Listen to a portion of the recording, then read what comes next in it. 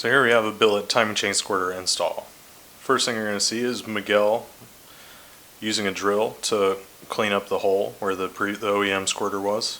He's not going all the way through the back wall of the block. That would be real bad. You don't want to do that. You just want to clean up the section where the squirter was pressed in, just to make sure that there aren't any casting deficiencies and that the tap runs through it smoothly. And the next thing he's going to do is tap the hole and just run it until it touches the back, and then take it right out. And then you just clean it up and add a little bit of thread locker to the threads and tighten it down, and that's how you install it.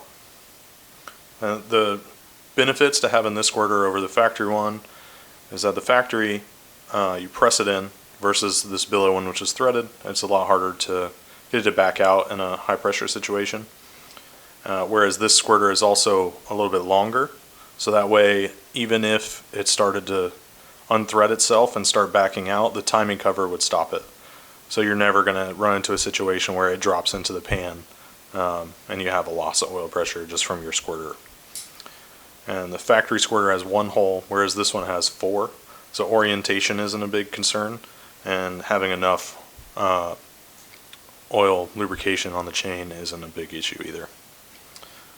Hope you guys like this video and it was helpful. Appreciate you watching.